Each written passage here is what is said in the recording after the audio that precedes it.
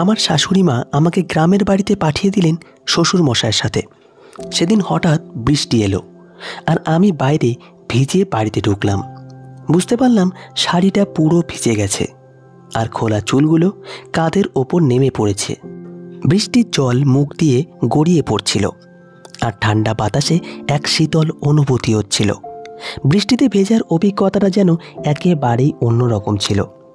ঘরের মধ্যে মোমবাতির মৃদু আলো আর বাইরের বৃষ্টির ঝিরঝির আওয়াজ পুরো পরিবেশটাকে অসাধারণ করে তুলছিল।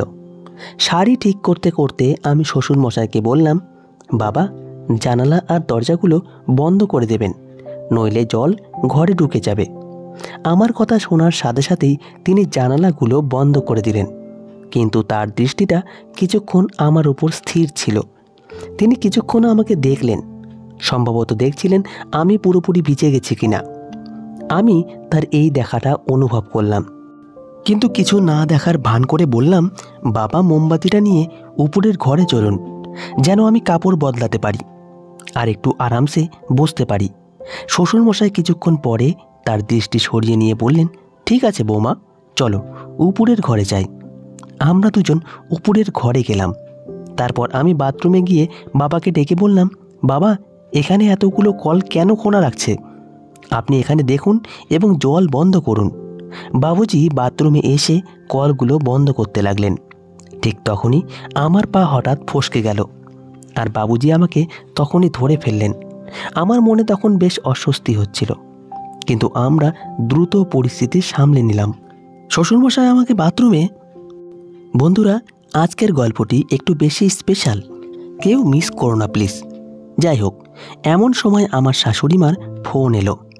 আমি আগে থেকেই বুঝতে পারছিলাম যে কিছু একটা গুরুত্বপূর্ণ কথা হবে, কারণ তিনি সাধারণত তেমন কোনো কারণ ছাড়া এত তাড়াতাড়ি আমাকে ফোন করেন না। আমি তখন অফিসে ছিলাম। আমি ফোনটা তুলে নিলাম এবং তার কণ্ঠে হালকা উত্তেজনা লক্ষ্য করলাম। তিনি সরাসরি বললেন, বৌমা, তোমাকে তোমার বাবুজির সাথে গ্রামে যেতে হবে, অনেক গুরুত্বপূর্ণ কাজ আছে। আমার শাশুড়িমার কথা শুনে আমি একটু অবাক হয়ে গেলাম। আমার মাথায় তখনই ভাবনা এলো, কেন তিনি নিজে যাচ্ছেন না আর কেন আমাকে যেতে হবে। আমি শান্তভাবে বললাম, শাশুড়িমা, আপনি এবং আপনার ছেলে কি একসাথে যেতে পারতেন না? আমার অফিসের কাজ রয়েছে। শাশুড়িমা একটু গম্ভীর হয়ে বললেন, বৌমা, তুমি তো জানো আমি যখনই বাইরে যাই আমার শরীরটা ভালো থাকে না, আর তোমার স্বামী সব সময় নিজের কাজে ব্যস্ত থাকে বা তার বন্ধুদের সাথে মিলে মদ খেয়ে সময় কাটায়। ওকে বোঝানোর চেষ্টা করেও কোনো লাভ হয় না, তাই আমি তোমার উপরে ভরসা করি। বৌমা, তার কথা একটা সত্যতা ছিল। আমার স্বামী সত্যিই তার বন্ধুদের সাথে সময় কাটাতে বেশি পছন্দ করতেন, আর বাড়ির কাজের ব্যাপারে তার কোনো আগ্রহ ছিল না। পরিস্থিতি বুঝে আমি শাশুড়িমাকে বললাম, ঠিক আছে শাশুড়িমা, আপনি যেমন চান। শাশুড়িমা তখন শান্তভাবে বললেন, বৌমা, তোমাকে প্রপার্টির কাজ দেখার জন্য যেতে হবে, এটা খুবই জরুরি, আর তুমি ঠিকভাবে সামলে নিতে পারবে।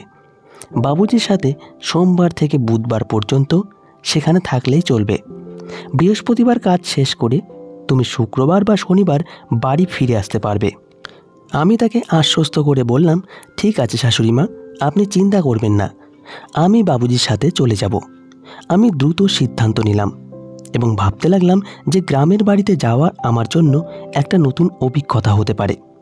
আসলে অনেক দিন ধরেই আমি বাড়ি আর অফিসের কাজের মধ্যে আটকে ছিলাম, তাই একটা বিরতির প্রয়োজন অনুভব করছিলাম। শাশুড়িমা ঠিকই বলেছিলেন, গ্রামের বাড়িটা বেশ বড় এবং সুন্দর ছিল। হয়তো এই পরিবর্তন আমার জন্য একটু নতুন কিছু নিয়ে আসবে। তো বন্ধুরা, এবার আমি আপনাদের আমার বাবুজির ব্যাপারে বলি, মানে আমার শ্বশুরমশাইয়ের ব্যাপারে। আমার শ্বশুরমশাইয়ের বয়স প্রায় 60 বছর হবে, কিন্তু এই বয়সেও তিনি বেশ শক্ত সমর্থ এবং পরিশ্রমী।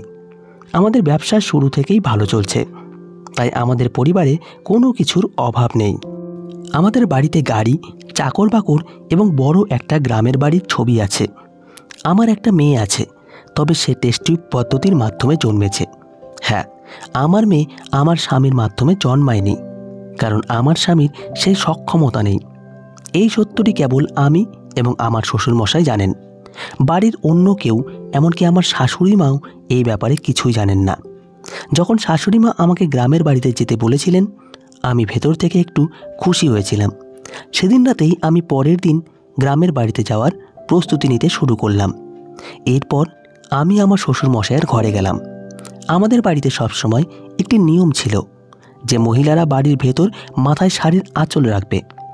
আমাদের বাড়ির নিয়ম ছিল যে কোনো পুরুষের সামনে মাথার আঁচল ছাড়া থাকা ঠিক নয়। হ্যাঁ, আমি নিজেকে এক সংস্কারী বৌমা হিসেবে গর্ব করি। আমি তখন আমার শ্বশুর মশাইয়ের ঘরে প্রবেশ করলাম, কিন্তু দেখলাম তিনি তখন বই পড়ছেন।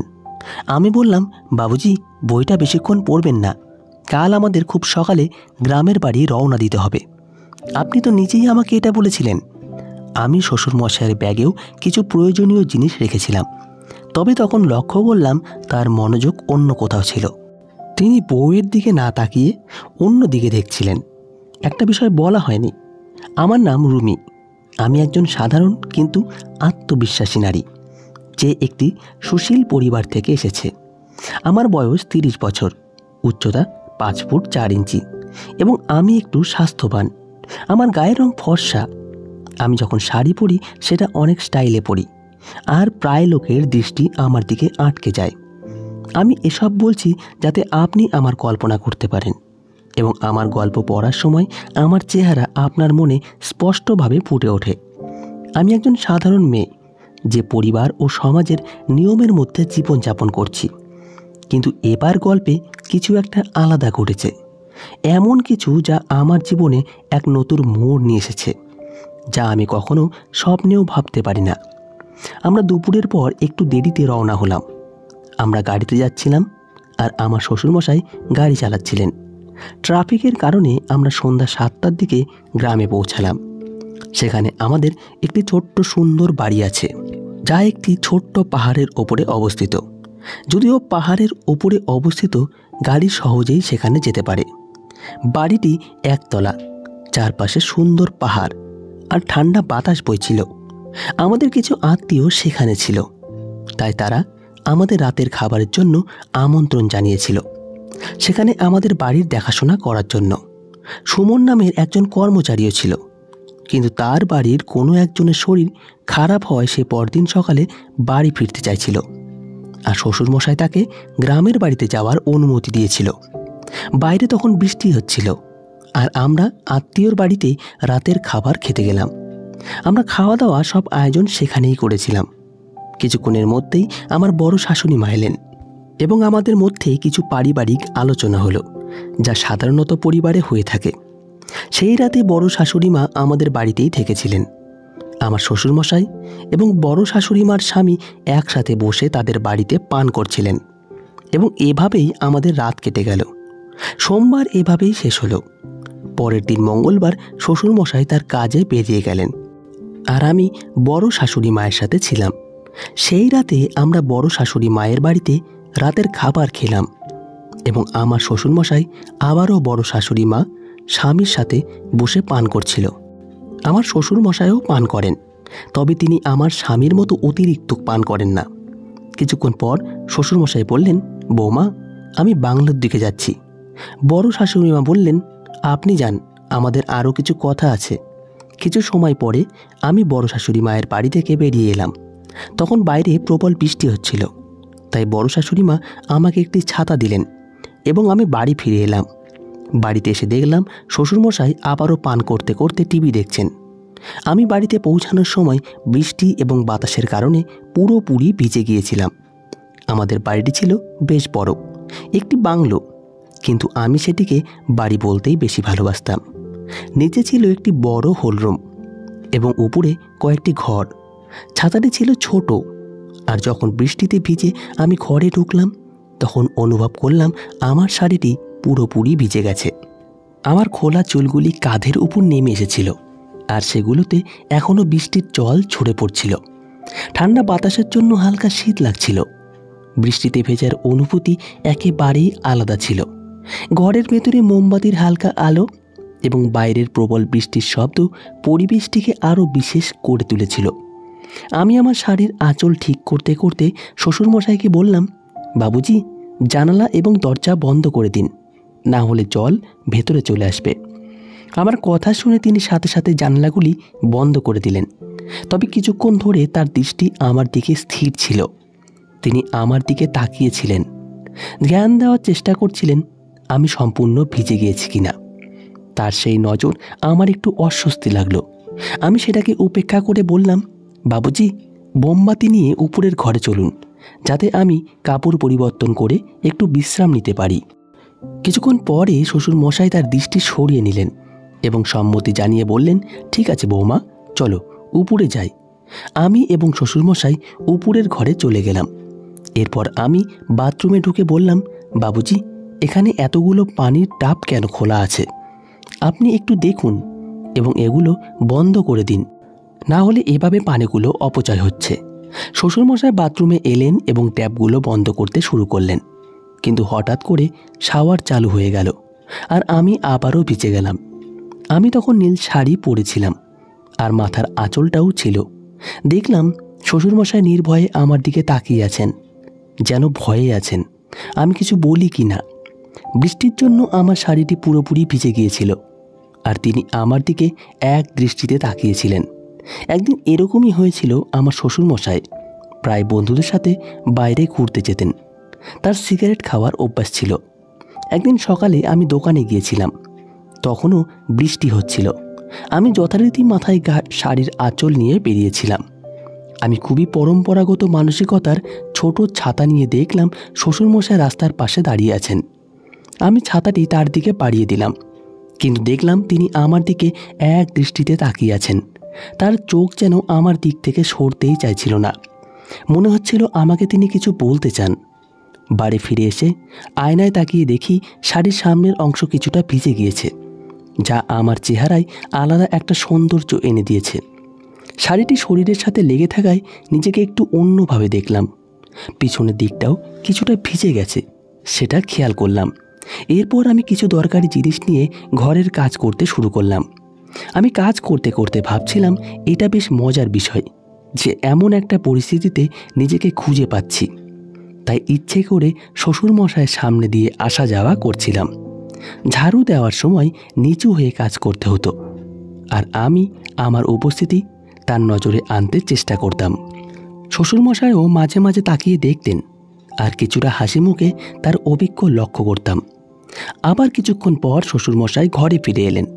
তখন আমি পুরোপুরি ভিজে গিয়েছিলাম, তাই শাড়ি বদলাতে হলো। শ্বশুরই বসেছিলেন যেখানে একটি আলমারি ছিল। আমি আলমারি খুলে আরেকটি লাল শাড়ি বের করলাম। ঘরের পাশে আরেকটি ছোট কক্ষ ছিল, যেখানে আমি শাড়ি বদলাতে গেলাম। শ্বশুরমশাই তখন বারান্দায় বসে বিশ্রাম নিচ্ছিলেন। দরজাটা সামান্য খোলা রেখেছিলাম, কারণ ঘরে একটু বাতাস আসার দরকার ছিল। আমি শাড়ি বদলাতে শুরু করলাম আর শাড়ির ভাঁজ খুলতে খুলতে চুড়ির হালকা আওয়াজ হচ্ছিল। শ্বশুরমশাইও বসে বাইরে বসেছিলেন, তবে তার উপস্থিতি তেমন গুরুত্ব দিচ্ছিলাম না।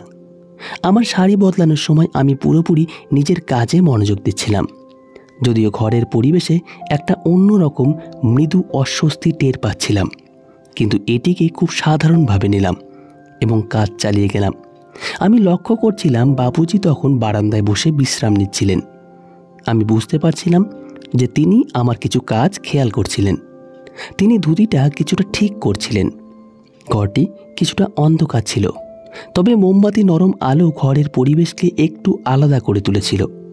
আমি ধীরে ধীরে শাড়ি বদলাতে শুরু করলাম, যদিও শাড়ি পুরো শরীরকে সহজেই ঢেকে নিতে পারে। আমার মনে হচ্ছিল এটি যথাযথভাবে জড়িয়ে নিতে সময় লেগেছে। আমার আর বাবুজির মধ্যে বেশ কিছুটা দূরত্ব ছিল, প্রায় 15 ফুট। তিনি সোফায় বসে বাইরে তাকিয়েছিলেন এবং আমি আমার কাজ নিয়ে ব্যস্ত ছিলাম। আমি আমার বোতাম খোলার চেষ্টা করছিলাম, যা বেশ শক্ত হওয়ায় খুলতে কিছুটা সময় লাগছিল। অবশেষে অনেক চেষ্টা করে বোতামটা খুলতে পেরেছি। বাবুজি তখন ধুতিটা একটু ঠিক করছিলেন এবং তার সামান্য নড়াচড়া ঘরের অন্ধকারের মধ্যেও আমি দেখতে পাচ্ছিলাম। আমি শেষ বোতামটা খুলে একটু অন্য দিকে ঘুরলাম। হয়তো তিনি তখন চারপাশের সব কিছু ভালোভাবে লক্ষ্য করতে পারছিলেন, কারণ রাত তখন প্রায় 1টা। আমি বাবুজির দিকে একটু বেশি ঘুরে গিয়েছিলাম। শাড়ি বদলানোর সময় আমার চুড়ির শব্দ ঘরে প্রতিধ্বনিত হচ্ছিল। শাড়ি পাল্টাতে পাল্টাতে আমি বললাম, বাবুজি, আজ আপনার দিন কেমন কাটলো? আজ তো অনেক কাজের মধ্যে ছিলেন, মনে হয় ক্লান্ত হয়ে পড়েছেন। বাবুজি ধুতির কিছুটা ঠিকঠাক করতে করতে বললেন, হ্যাঁ বৌমা, আজ কাজ অনেক ছিল, কিন্তু আমি ক্লান্ত নই। এই গ্রামের বাতাসে যেন প্রাণ ভরে দেওয়া যায়। আমি ইতিমধ্যেই আমার শাড়ি পরছিলাম এবং এরপর ধীরে ধীরে বাকি জামা গুছিয়ে নিচ্ছিলাম। সেই সময় আমি বাবুজির সঙ্গে কথোপকথন চালিয়ে যাচ্ছিলাম। ঘরে বিদ্যুৎ ছিল না, তাই আমি একটা মোমবাতি জ্বালিয়েছিলাম, যার আলোতে বাবুজির মুখটা ঠিকভাবে দেখা যাচ্ছিল না। আমি বাবুজিকে বললাম, বাবুজি, মা আর কাকাকে নিয়ে খুব চিন্তায় আছি। বাবুজি বললেন, বৌমা, তোমার চিন্তা করার কিছু নেই। আমি বললাম, বাবুজি, গত রাতের মতো আজও বারান্দায় শুতে যাবেন না। বাইরে আজ অনেক বাতাস আর ঠান্ডা। আমাদের বিছানাটা বড়, আমার সঙ্গে বিছানাতেই শুয়ে পড়বেন। আমার কথা শুনে তিনি চুপ থাকলেন, কিছু বললেন না। আমি আবার শাড়ি পরতে শুরু করলাম। মনোযোগ দিয়ে শাড়ির শেষ অংশটা ঠিক করে নিলাম। ঘুরে দাঁড়িয়ে নিজেকে সামলে নিলাম। তারপর হালকা হাসি দিয়ে বাবুজিকে জিজ্ঞেস করলাম, বাবুজি, আমার শাড়ি কেমন লাগছে? বাবুজি একটু অবাক হয়ে তাকালেন। আমি আবার বললাম, বাবুজি, নতুন শাড়িতে কেমন লাগছে? এরপর আমি বারান্দার দিকে হাঁটতে শুরু করলাম।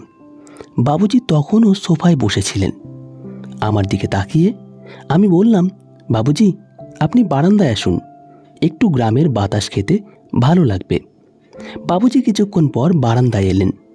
আমি তাকে আবার জিজ্ঞেস করলাম, বাবুজি, বলুন তো আমাকে এই শাড়িতে কেমন লাগছে? আমি তখন মাথায় পল্লু দিয়ে দাঁড়িয়েছিলাম। বাবুজি বললেন, হ্যাঁ বৌমা, তোমাকে অনেক সুন্দর লাগছে এই শাড়িতে। এরপর বললাম, বাবুজি, আপনার সঙ্গে একটা কথা বলার আছে। বাবুজি বললেন, হ্যাঁ বৌমা, কী কথা? আমি বললাম, বাবুজি, আপনার মনে আছে যখন আপনার বন্ধু বা আমার স্বামীর বন্ধুরা আসে, আমি আপনাকে বলি তাদের জন্য চা নিয়ে যান? বাবুজি বললেন, হ্যাঁ বৌমা, মনে আছে। আমি বললাম, তারা আমায় এক বিশেষ দৃষ্টিতে দেখে, কিন্তু এতে আমার অনেক অস্বস্তি লাগতো। বাবুজি একটু চিন্তিত হয়ে বললেন, বৌমা, এভাবে ভাবার কোনো দরকার নেই। আমি হালকা হেসে বললাম, বাবুজি, এই বিশ্বাসটা আমাদের মধ্যে থাকুক। আমি জানি আপনি আমাকে কেমনভাবে দেখেন, এতে আমার কোনো আপত্তি নেই। আপনার দৃষ্টিভঙ্গি আমার ভালো লাগে। আপনি অনেক ভালো মনের মানুষ। কিছুক্ষণ চুপ থেকে বাবুজি বললেন, বৌমা, তুমি কি খুশি? আমি হেসে বললাম, বাবুজি, এবার আসল কথায় আসি। বাবুজি বললেন, হ্যাঁ বৌমা, কী কথা? সংকোচ না করে বলো। আমি বললাম, বাবুজি, আপনি কি মনে করেন আমি সত্যিই খুশি? হ্যাঁ, আমরা ধনী, আমাদের সব কিছু আছে, গাড়ি, বাড়ি, টাকা, কিন্তু এরপরেও আমি খুশি। বাবুজি বললেন, বৌমা, তোমাকে খুশি দেখতেই আমার ভালো লাগে, কিন্তু তুমি খুশি নও কেন বলো? আমি একটু চুপ থেকে বললাম, বাবুজি, আপনার ছেলে। বাবুজি প্রশ্ন করলেন, আমার ছেলের কি সমস্যা আছে বলো? আমি গভীর শ্বাস নিয়ে বললাম, বাবুজি, আপনি কি মনে করেন শুধু অর্থ আর সম্পত্তি থাকলেই সুখ পাওয়া যায়? আসল সুখ তো দাম্পত্য জীবনের। বাবুজি কিছুক্ষণ চুপ করে থেকে বললেন, বৌমা, তোমার যা বলার আছে খোলাখুলি বলো, সংকোচ করো না। আমি একটু দ্বিধা করে বললাম, আপনার ছেলে এখন আর আগের মতো আমার সঙ্গে সম্পর্ক রাখছে না। আমাদের মধ্যে যে যোগাযোগ ছিল সেটা আর নেই। বাবুজি স্থিরভাবে শুনলেন। আমি বললাম, আমি জানি বাবুজি, আপনার জীবনে হয়তো অনেক চাপ আছে, আপনার নিজের জীবনের দায়িত্বগুলো কম নয়। বাবুজি তখনও শান্তভাবে শুনছিলেন। আমি বললাম, আপনাকে সবসময় খুব শান্ত দেখি, কিন্তু আমি বুঝতে পারি আপনারও হয়তো কিছু অনুভূতি আছে যা আপনি প্রকাশ করেন না। বাবুজি আমাকে দেখে একটু নার্ভাস হয়ে পড়লেন। তারপর হঠাৎই গম্ভীর হয়ে বললেন, বৌমা, তুমি কেমন কথা বলছো? আমি কখনো এমন কিছু ভাবিনি, আর না তোমাকে সেই চোখে দেখেছি। তুমি তো আমাদের পরিবারের মান সম্মান, আর আমি সবসময় তোমার প্রতি সম্মান এবং শ্রদ্ধার দৃষ্টিতে তাকিয়েছি। আমি একটু ঘাবড়ে গেলাম, কিন্তু আমার কথা চালিয়ে গেলাম। বাবুজি, আমি এসব কথা বলছি কারণ মাঝে মাঝে মনে হয় আমরা আমাদের সম্পর্কগুলো নিয়ে খোলাখুলি কথা বলতে পারি না। আপনি আমাকে খুব সম্মান করেন, কিন্তু আমি কয়েকবার আপনার চোখে কিছু আলাদা দেখেছি। বাবুজি কিছুটা অস্বস্তিতে পড়ে গেলেন, কিন্তু আবারও গম্ভীরভাবে উত্তর দিলেন, তোমার ধারণা ভুল বৌমা। পরিবারের সম্পর্কগুলো খুব পবিত্র এবং আমাদের সবসময় সেগুলো সম্মান করা উচিত। তোমার এমন কিছু ভাবার প্রয়োজন নেই। যদি তোমার কখনো এমন অনুভূতি হয়ে থাকে, আমি তার জন্য ক্ষমা চাই, কিন্তু আমার উদ্দেশ্য কখনোই এমন ছিল না। আমি বাবুজির কথায় সত্যতার ছোঁয়া পেলাম। তিনি সবসময় পরিবারের দায়িত্ব সত্তার সঙ্গে পালন করেছেন, আর হয়তো আমি ভুল বোঝাবুঝির শিকার হয়েছি। আমি মাথা নিচু করে বললাম, মাফ করবেন বাবুজি, আমি হয়তো কিছু ভুল বুঝেছি। আমার মনে হয় আপনাকে বুঝতে আমার অনেক ভুল হয়েছে। বাবুজি কোমল স্বরে বললেন, বৌমা, এই বাড়িতে তুমি আমাদের মেয়ের মতো। হ্যাঁ, আমি চাই তুমি সবসময় খুশি থাকো এবং এমন কোনো ভাবনা মনে না রাখো যা আমাদের সম্পর্ককে দুর্বল করে। সেই মুহূর্তে আমার মনে হলো আমি অযথা বাবুজি আর আমার সম্পর্ক নিয়ে ভুল ধারণা পুষে রেখেছিলাম। আমি নিজেকে প্রতিজ্ঞা করলাম ভবিষ্যতে আমি কখনো এমন কিছু ভাবব না এবং সবসময় পরিবারের সম্পর্কগুলোকে সম্মান দেব। সম্পর্কগুলোর মধ্যে সত্য ও খোলামেলা কথোপকথন অত্যন্ত গুরুত্বপূর্ণ। যখন আমরা আমাদের ভাবনা ও অনুভূতিগুলো নিঃসংকোচে ভাগ করি, তখনই সম্পর্কের ভিত্তি মজবুত হয়। যে কোনো সম্পর্কের শক্তি নির্ভর করে আমরা একে অপরের প্রতি কতটা সৎ এবং আন্তরিক। কখনো কখনো আমরা আমাদের ভাবনা ও অনুভূতিগুলো লুকিয়ে রাখি, যা ভুল বোঝাবুঝি সৃষ্টি করতে পারে। যখন আমরা কারো প্রতি আগে থেকেই কোনো ধারণা বা মত তৈরি করি, তখন বাস্তবতা থেকে দূরে সরে যাই। এই বিভ্রান্তি আমাদের সম্পর্কগুলোতে অপ্রয়োজনীয় চাপ তৈরি করে। যদি আমরা আমাদের মনের কথা খুলে না বলি, তাহলে অপর ব্যক্তি আমাদের সম্পর্কে সঠিক ধারণা পাবে না এবং ভুল সিদ্ধান্তে পৌঁছাতে পারে। তাই একে অপরের সাথে খোলাখুলি কথা বলা অত্যন্ত গুরুত্বপূর্ণ। এতে শুধু আমাদের অনুভূতিগুলো পরিষ্কার হয় না, পাশাপাশি অন্যজন আমাদের অবস্থান ও চিন্তাভাবনা সম্পর্কে সঠিক ধারণা পায়। সৎ কথোপকথনের মাধ্যমে সম্পর্কের বিশ্বাস ও বোঝাপড়া বাড়ে, যা আমাদের একে অপরের আরও কাছাকাছি নিয়ে আসে। সম্পর্কগুলো সফল করার জন্য কথোপকথনকে সর্বোচ্চ গুরুত্ব দেওয়া উচিত। তো বন্ধুরা, এইটাই ছিল আমাদের আজকের গল্প। গল্পটা কেমন লাগলো জানাতে ভুলবেন না। আরও মজার মজার রোমান্টিক গল্প শুনতে চাইলে ভিডিওটি লাইক, শেয়ার এবং চ্যানেলটি সাবস্ক্রাইব করবেন। ধন্যবাদ সকলকে। ভালো থাকবেন সবাই।